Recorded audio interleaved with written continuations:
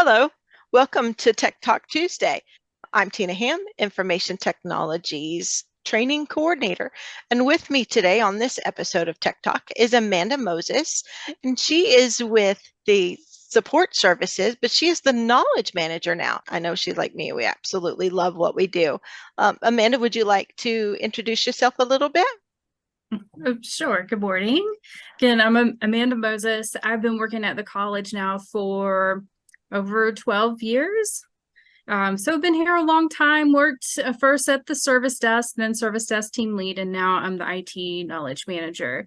We have some things to show you today with knowledge management and with the knowledge base, and just wanted to make sure that everybody knew how to navigate it and get to what they needed. Absolutely. And we're kind of referencing self-service, how you can work to find the answers that you need. But Amanda, if you don't mind, you could go ahead and share your screen and we'll talk about some of the things and some of the resources that are available to everybody, faculty, staff, and students. Sure. So right now, can you see my screen? We're looking at Mm-hmm. the technology page. Mm-hmm.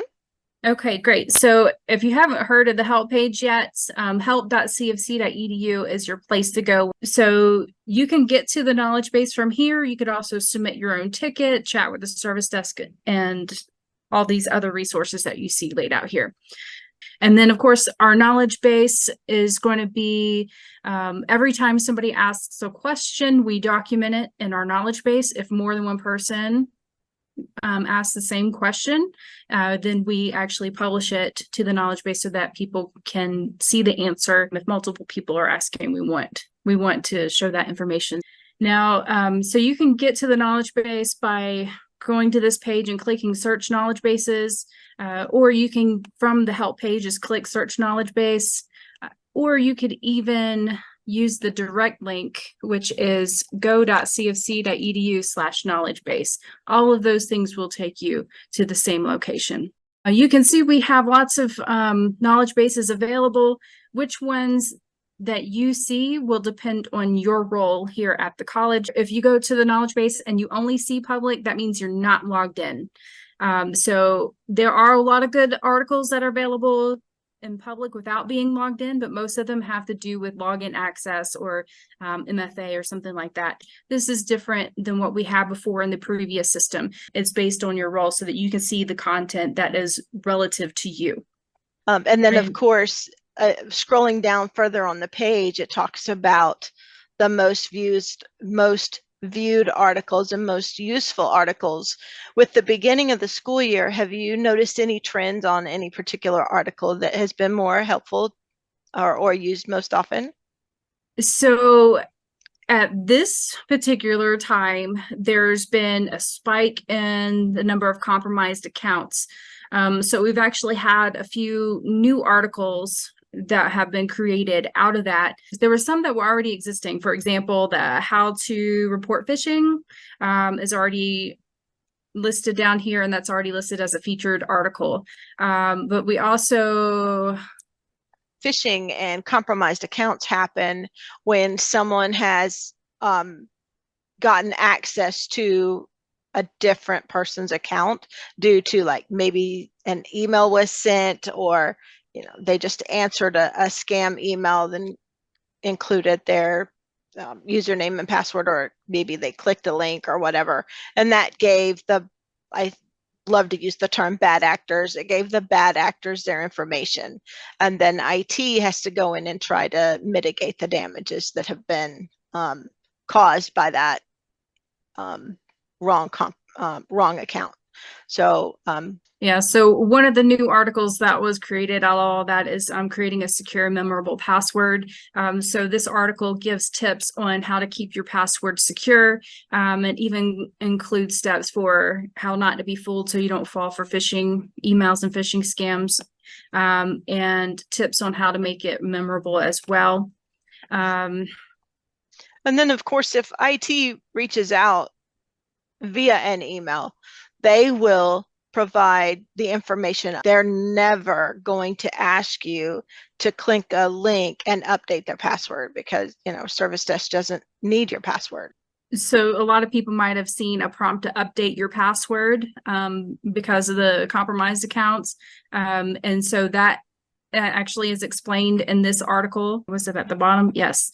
That nobody at the college will ever ask you for your password through email. And there's not going to be any time where your account's going to expire and such that we send you an email and then you have to click a link and sign in. That's any kind of email like that is a phishing email.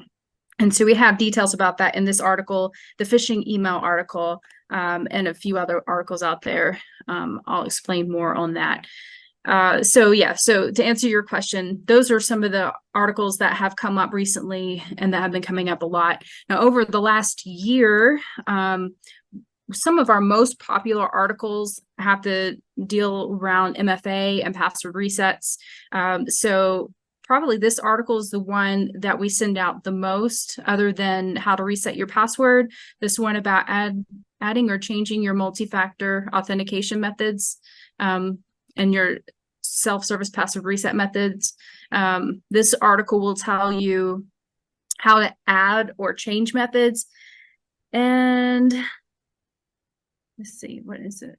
How to remove a method that is no longer valid. And also, if you can't get into your account because your MFA method is not working, it tells you what to do in that event as well.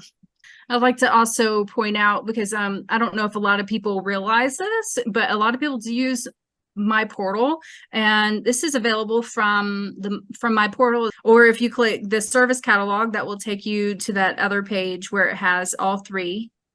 And of course the IT support site that goes to the help page, and the status page goes to the StatusCast page so that people can see whether something is down or not. So this is easy access, IT support, knowledge base, or service catalog. Now I did show the search earlier. This search is both the knowledge base and the service catalogs. So if I just search VPN, for example, so you'll notice that the icons are different because of what it is. So this one is a service catalog request, and this one is a knowledge base article. Fantastic. So Okay. we've covered a lot of information in this Tech Talk, and I'm really excited to be able to share it with our audience. I do want to thank you for joining us. Amanda, thank you so much for sharing this wealth of information about Service Desk and the self-service portal. Thank you for having me. And thank you for joining us on this episode of Tech Talk Tuesday. Until next time, have a great day.